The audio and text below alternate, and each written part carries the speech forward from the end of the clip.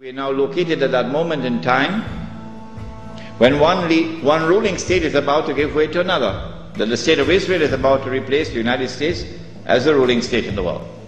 When Israel takes over from the United States with that big war which is about to take place, and the American economy collapses and the US dollar collapses and all the paper money in the world collapses, and this is going to be my lecture next Wednesday, inshallah, on Islam and the international monetary system, please come to it.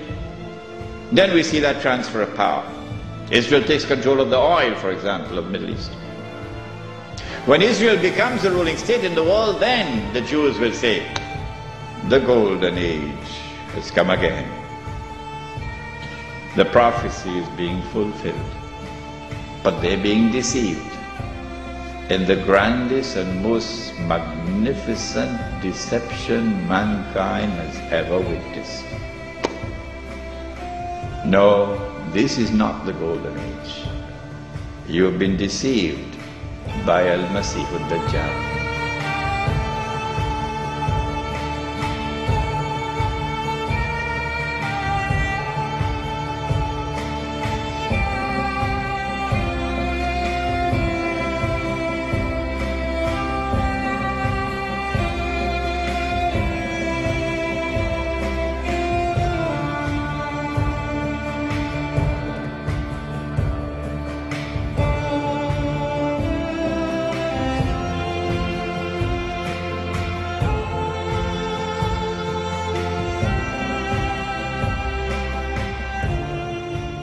Any of us who studied any history at all knows that's exactly how World War I took place. Then World War II was fomented between the Zionists, between the German nationalists again, and the Brits to bring us in. And in World War II, Israel was to be born. And the Zionists were given power. So since the first two wars came off just exactly as that letter said, and that letter used to hang right in the British Museum Library until 1977 when Baron Rothschild became a director. And as soon as he was on the board of directors, that letter disappeared from the library. Immediately.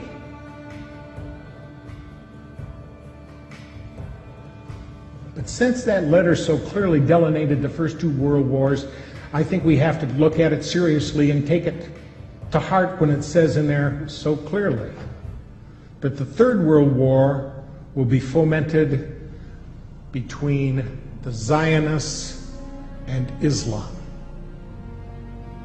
Does anybody see that materializing today? Every place we look, we can see it happening.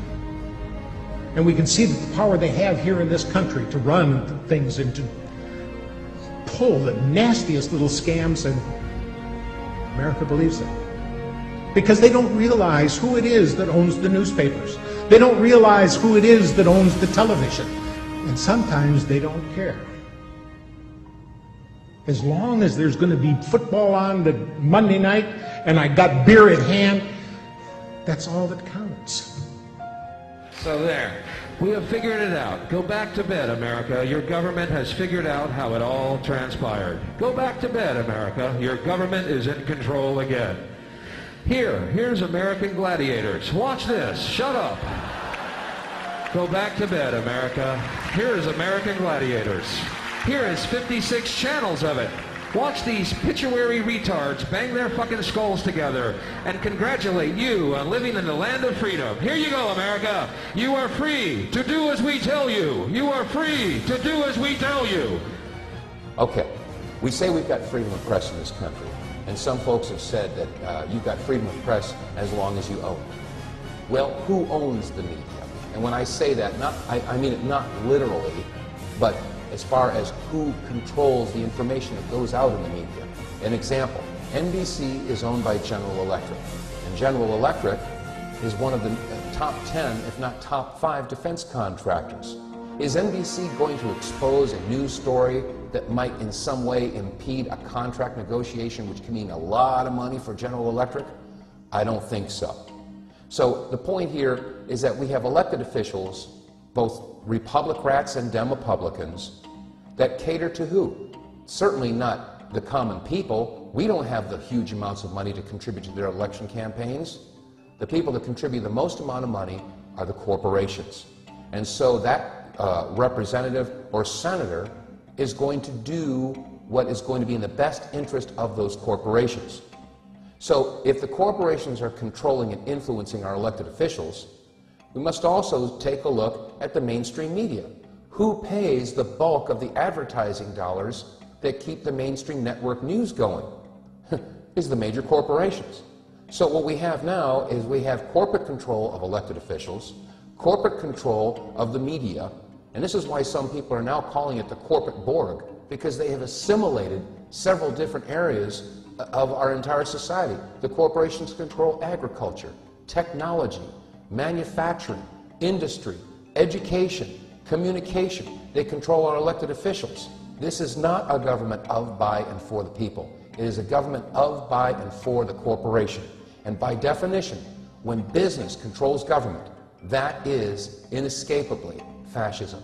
And then if the global currency crisis unfolds, then inevitably you get, I guess, an alignment under a global world government, a new global currency, and a new world order. So we may be moving towards that. It's impossible to predict the time when confidence will be lost, but it can come quickly. Resorting to buying other paper currencies will not be of much help. When the dollar crashes, most likely the purchasing power of all currencies, since all currencies hold dollars as a reserve, will go down as well. This means that dollars and other currencies will go into buying consumer items, precious metals, and other physical properties. Consumer prices will soar, as well as interest rates. The central bank will lose control, and the more they inflate, the worse the confidence becomes. The interest rates will respond to these efforts by rising sharply. If the Fed tries to reverse the run on the dollar, interest rates will also soar, and the pain on American citizens will be of such proportion that political chaos will result. Either scenario leads to political and social chaos, the third event, and the most dangerous. With no ability of the federal government to fund its commitments, international and domestic, major changes will occur in our system. The social unrest will elicit cries for government to exert unusual force to head off a complete breakdown of law and order. The ultimate trap will be set for a system of government claiming to protect a free society. If more power and police authority are not given to the federal government, it will be argued that only anarchy will result. If more government policing power is given, it will mean a lethal threat to civil liberties. Already, we have permitted the notion that a single person, the Attorney General or the President, can decide who is an enemy combatant, thus denying that individual the right of habeas corpus, permitting indefinite detentions without charges made. This attitude towards civil liberties has changed significantly since the fear built around 9/11. Yes, I know, declaring one an enemy combatant is reserved only for the radical Muslims engaged in terrorism against the United States. To be reassured by this reasoning is quite dangerous and naive. Logic should not lead us to equate suspects with terrorists and include American citizens, and yet this has already been set by precedent. Under difficult circumstances, our political leaders will not be hesitant to use these powers to maintain order. Tragically, the people may even demand it. We are rapidly moving toward a dangerous time in our history. Society as we know it is vulnerable to political and social unrest. This impending crisis comes as a consequence of our flawed foreign and domestic economic policies, a silly notion about money, ignorance about central banking, and ignoring the onerous power and mischief of out-of-control intelligence agencies. Our unsustainable welfare state and a willingness to sacrifice privacy and civil liberties in an attempt to achieve safety and security from an inept government. Dangerous times indeed. What can be done about it? Must we wait for the inevitable and expect to restore our liberties in a street fight against the overwhelming power of the state? Not a good option. The only way that we can prevent blood from running in the streets is to offer a better idea of the proper role of government in a society that desires first and foremost liberty.